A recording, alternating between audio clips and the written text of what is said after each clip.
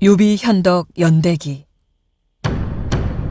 제1권 하북의 흙먼지 제1부 젊은 칼들 소설 전영훈 낭독 전지원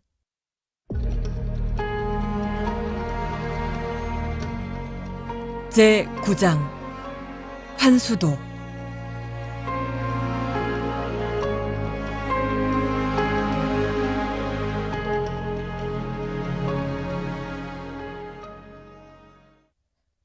간홍은 적기의 등에서 뛰어내려 나에게로 달려왔다.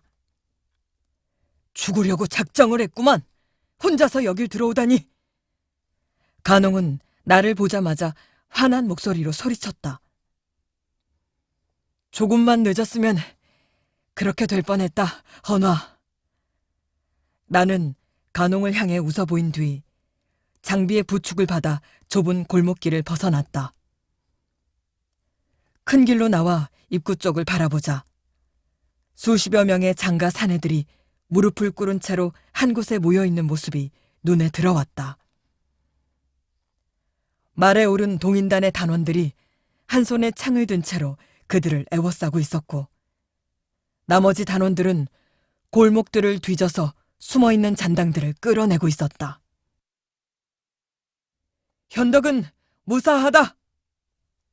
간홍이 단원들을 향해 소리치자 단원들은 길게 환호성을 지르며 나의 이름을 연호했다. 몇몇 단원들이 가죽옷으로 급하게 만들어낸 들것을 가지고서 나에게로 달려왔고 나는 바닥에 펼쳐진 들것 위로 쓰러지듯이 몸을 뉘었다. 일단 해우당으로 갑시다. 장비가 앞장서서 걸으며 말했다.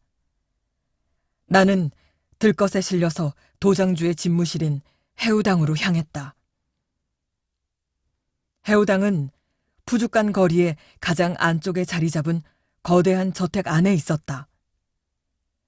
들것 위에 누워 현관 앞까지 실려간 나는 단원들에게 들것을 세우도록 한 뒤 간신히 몸을 일으켜 해우당 안으로 들어갔다. 장비는 나를 도장주의 상석에 깔아놓은 호랑이 가죽 위에 눕게 했다. 나는 간홍과 장비에게 도살장 안에서 있었던 일들을 이야기해 주었다. 장비의 숙부를 뒤에서 부추긴 보이지 않는 세력이 있다는 말에 간홍과 장비의 표정이 돌처럼 딱딱해졌다. 진작부터 눈치를 챘어야 하는 건데 내가 너무 아둔했었다, 현덕. 간홍은 분을 이기지 못하고 허공에 맨주먹을 휘둘러대며 나에게 말했다. 숙부가 아버지의 자리를 탐낸다는 것은 진작부터 알고 있었지만 이리도 무모한 사람인지는 나도 처음 알았소. 장비가 고개를 떨구며 침통한 표정으로 말했다. 내가 자네 숙부를 직접 신문해야겠다, 익덕. 괜찮겠지? 간홍이 장비에게 물으며 자리에서 일어났다. 내가 어찌 말리겠소. 죽이지만 않는다면 상관없어. 간홍은 장비의 허락을 얻자마자 곧바로 해우당을 떠났다. 장비도 바깥의 상황을 알아보기 위해서 간홍을 따라 나섰다. 넓은 집무실에 혼자 남겨지고 나자 기진맥진한 나의 몸 위로 저항할 수 없는 졸음이 밀려들었다.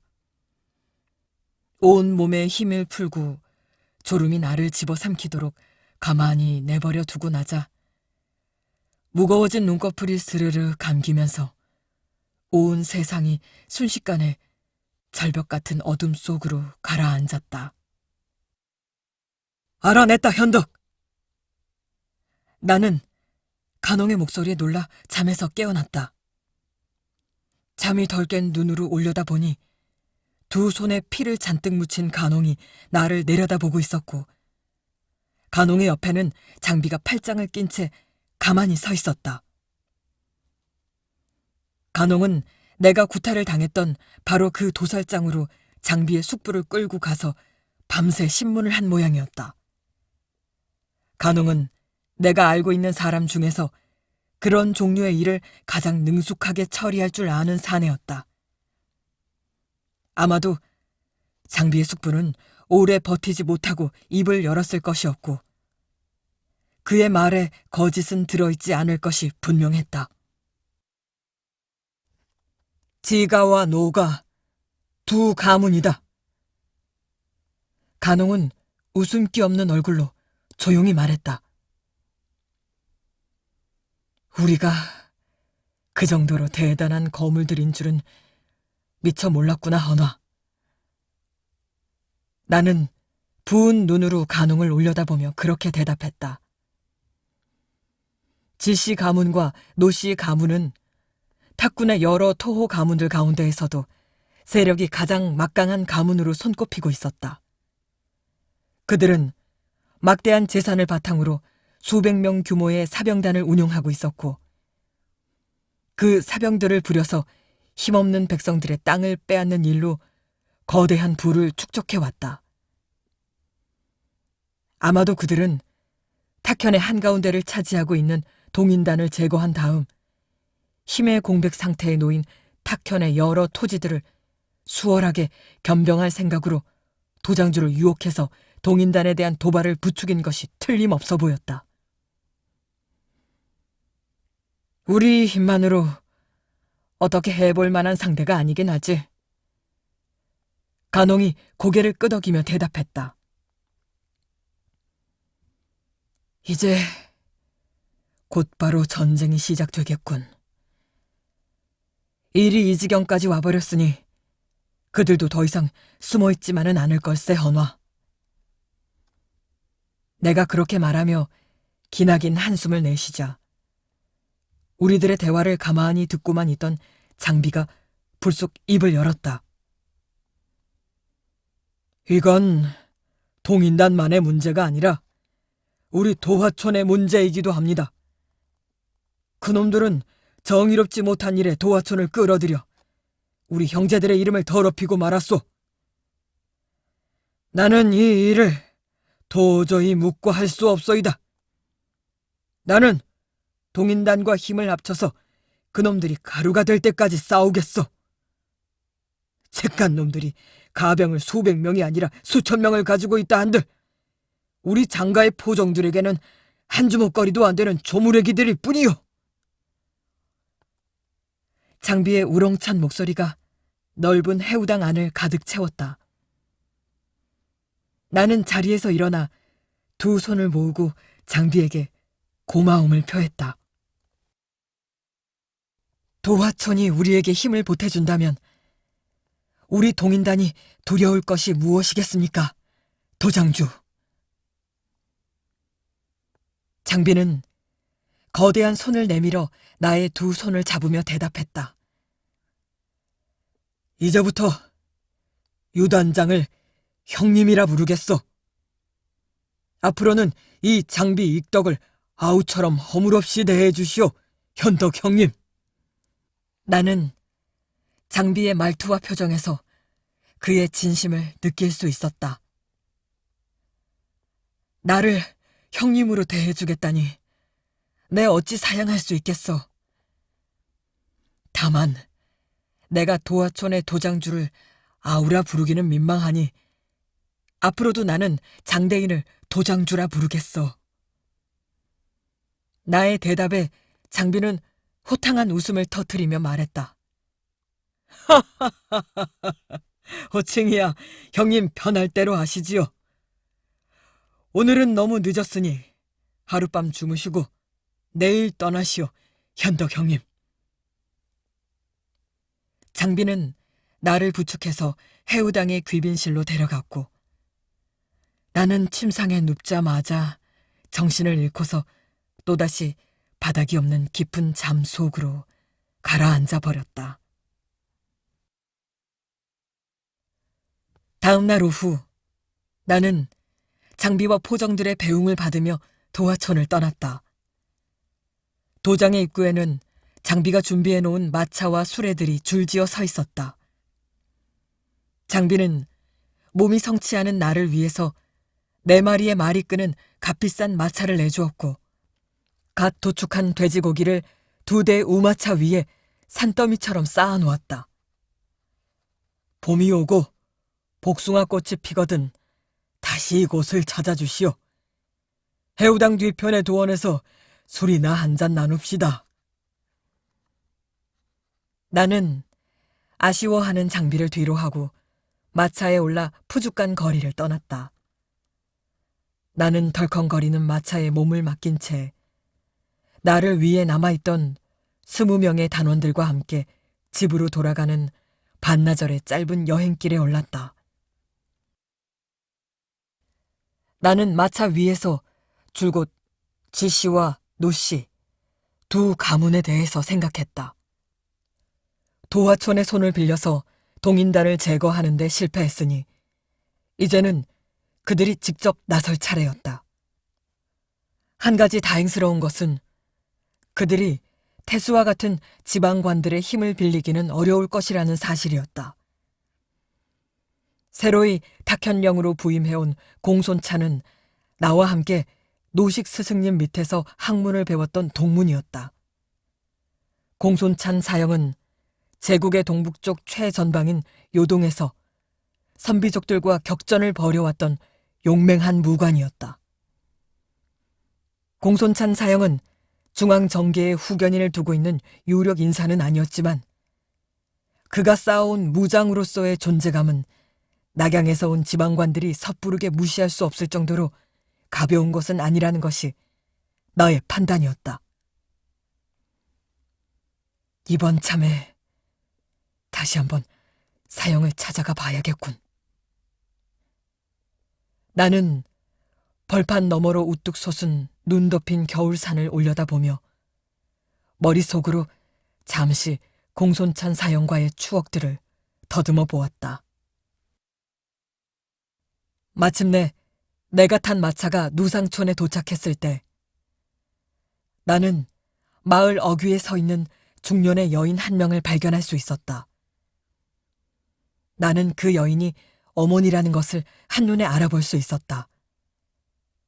어머니는 지난밤 아들에게 어떤 일이 벌어졌는지를 이미 알고 계시는 듯 했다. 나는 황급히 마차에서 내려서 어머니에게 달려갔다. 얼마나 긴 시간 동안 그곳에 서서 아들이 돌아오기를 기다렸던 것인지 매서운 겨울바람에 얼어붙은 어머니의 2 손은 들판에 놓인 돌덩이만큼이나 딱딱하고 차갑게만 느껴졌다. 나는 어머니의 얼어붙은 손을 꼭 쥐고서 어머니와 함께 집까지 걸어갔다. 협객의 길을 걷기 시작한 이후로 나는 한 번도 어머니의 눈을 제대로 쳐다보지 못했었다. 어머니는 하나뿐인 아들이 사별한 남편과 마찬가지로 관리가 되기를 바라셨었다.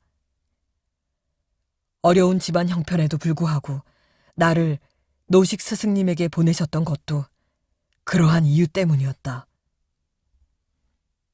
하지만 지금의 나는 피 묻은 칼을 차고 다니며 온갖 무리들과 싸우는 협자의 삶을 살고 있었다. 나는 어머니가 지난 여름 이후로 줄곧 불면의 밤을 보내고 있다는 사실을 잘 알고 있었다. 어머니는 내가 칼을 내려놓는 날까지 결코 편안하게 잠을 이루지 못할 것이었으나 내가 칼을 내려놓는 날이 언제일지는 이제 나 자신도 알 길이 없었다. 집으로 돌아온 우리는 탁자를 사이에 두고 마주 앉아서 차를 마셨다. 어머니는 특별한 날이면 아껴뒀던 차를 꺼내서 나와 함께 다향을 음미하는 일을 즐기셨다. 어머니는 찻주전자를 기울여 나의 찻잔에 차를 부어주신 후 자리에서 일어나 방 밖으로 나가셨다.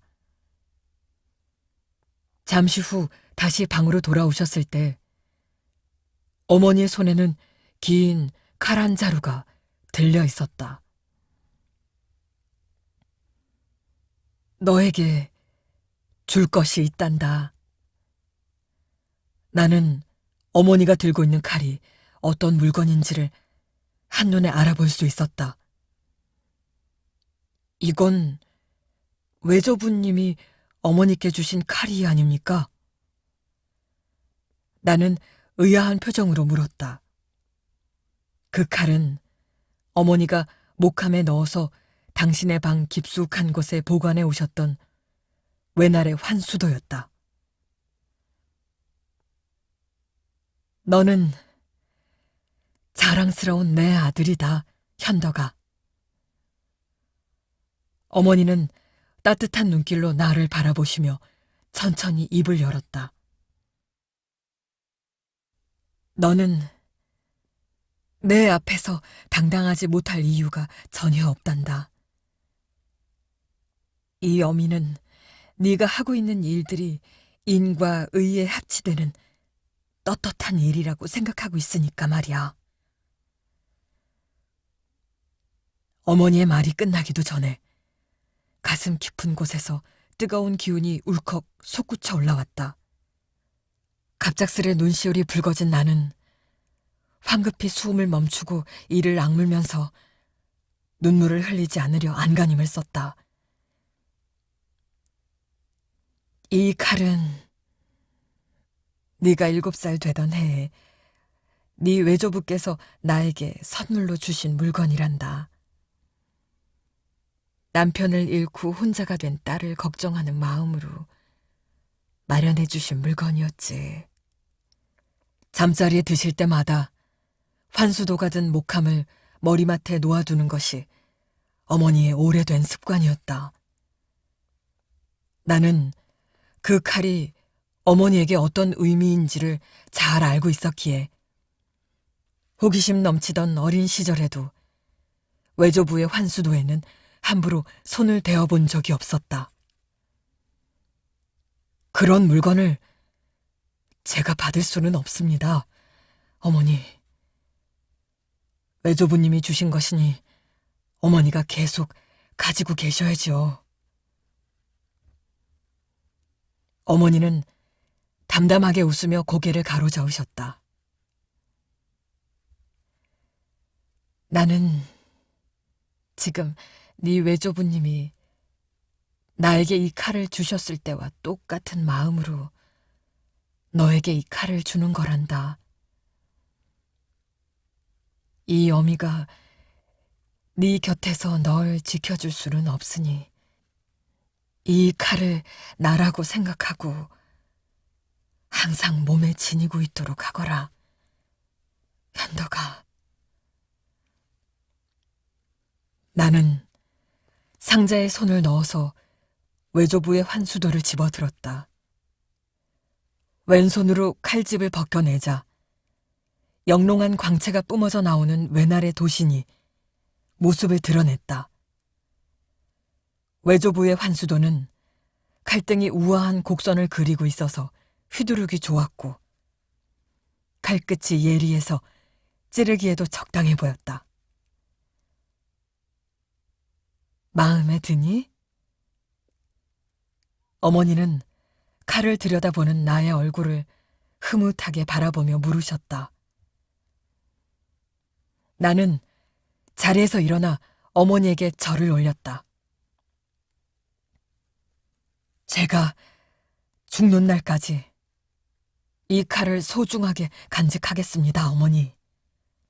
나는 어머니의 칼을 허리띠에 찔러 넣어 보았다. 칼은 항상 차고 다녔던 것처럼 편안하게 나의 허리에 자리를 잡았다. 짧은 겨울 해가 서산 너머로 사라지고 노상촌에 땅거미가 내려앉기 시작할 무렵 어머니와 나는 집을 나서서 동인단의 영차로 발걸음을 옮겼다. 그날 밤 영차에서는 장비가 우마차에 산더미처럼 실어준 돼지고기로 마을 잔치가 열릴 예정이었다. 비록 하루가 늦어지긴 했지만 약속대로 마을 사람들에게 도화촌의 돼지고기를 대접할 수 있게 된 나는 들뜬 마음을 감출 수 없었다. 나는 거리 너머에서 희미하게 풍겨오는 돼지고기 냄새를 맡으며 강렬한 허기를 느꼈다. 드디어 먹게 되는군. 나는 속으로 흐뭇한 미소를 지으며 영채로 향하는 발걸음을 재촉했다. 어머니와 내가 마침내 영채 입구에 도착했을 때 영채 앞을 서성이고 있는 낯익은 얼굴의 사내 한 명이 나의 눈에 들어왔다. 그 사내는 동인단이 모하의 집에 호위무사로 파견한 단원으로 최근 들어서 자주 만난 탓에 서로가 부쩍 친해진 사이이기도 했다. 형님, 저와 함께 잠시 가주셔야 할 곳이 있습니다. 사내는 영채로 다가오고 있는 나를 발견하자마자 황급히 나의 곁으로 달려오더니 은밀한 이야기라도 하려는 사람처럼 나지막한 목소리로 그렇게 말했다. 나는 어머니에게 먼저 들어가 계시라고 말씀드린 후 앞장서서 걷기 시작한 사내를 따라서 어두운 골목길을 걷기 시작했다. 이게 대체 어떻게 된 일인가? 나는 엄습해오는 불안감을 억누르며 사내에게 물었다. 형님, 저는 절대로 안 된다고 끝까지 버텼습니다. 끝까지 버텼는데 도무지 고집을 꺾을 수가 있어야 말이죠. 사내는 난처한 기색을 감추지 못한 채로 나의 시선을 피해가며 간신히 말했다. 사내의 대답을 듣는 순간 나는 무슨 일이 벌어지고 있는 것인지를 단번에 깨달을 수 있었다. 자네? 지금 모하 낭자의 얘기를 하고 있는 건가? 예, 형님. 낭자 성격을 잘 아시지 않습니까? 사내는 그렇게 대답하며 손을 들어서 눈앞에 보이는 어두운 공터를 가리켜 보였다. 저기 계십니다, 형님. 나는 고개를 돌려서 사내의 손가락이 가리키고 있는 공터를 바라보았다. 그 공터의 한가운데에는 수령이 200년이 넘는다는 거대한 뽕나무 한 그루가 자리를 차지하고 있었는데 자세히 보니 그 거대한 뽕나무의 뒤편으로 마차 하나가 몸을 숨긴 채 세워져 있는 모습이 눈에 들어왔다. 형님을 만나서 꼭 사죄하실 일이 있답니다. 제가 데려다 주지 않으면 혼자서 말을 타고서라도 오겠다고 어찌나 우기시든지. 자네 잘못이 아닌 건 잘 알겠네. 잠시 영채로 돌아가서 단원들과 회포라도 좀 풀고 있게나. 나는 그렇게 말해서 사내를 떠나보낸 후 잠시 제자리에 선 채로 뽕나무 뒤에 숨어있는 모하의 마차를 조용히 바라보았다. 모하는 내가 도장주의 계략에 빠져서 목숨을 잃을 뻔했다는 소식을 듣고서 모든 일을 자신의 탓으로 돌리며 스스로를 책망하고 있었던 모양이었다. 모하가 느꼈을 괴로움과 죄책감을 생각하면서 나는 가슴을 칼로 찌르는 듯한 깊은 고통을 느꼈다. 모하가 이곳에 와 있다. 나는 두근거리는 가슴을 진정시키려 애를 쓰면서 마차를 향해서 천천히 발걸음을 옮겼다. 나는 하늘에 닿을 듯 높이 솟아있는 뽕나무의 어두운 그림자 안으로 들어가서 모하의 마차 앞에 섰다. 거대한 고목이 차가운 겨울바람을 가로막아준 탓인지 마차의 주변은 다른 곳보다도 포근하고 아늑하게 느껴졌다.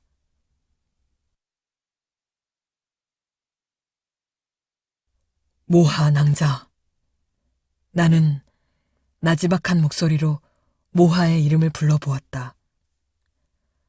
아주 잠시 동안의 정적이 흐른 뒤에 모하의 하얀 얼굴이 마차를 둘러싸고 있던 두꺼운 천을 헤치고 나와 내 앞에 모습을 드러냈다.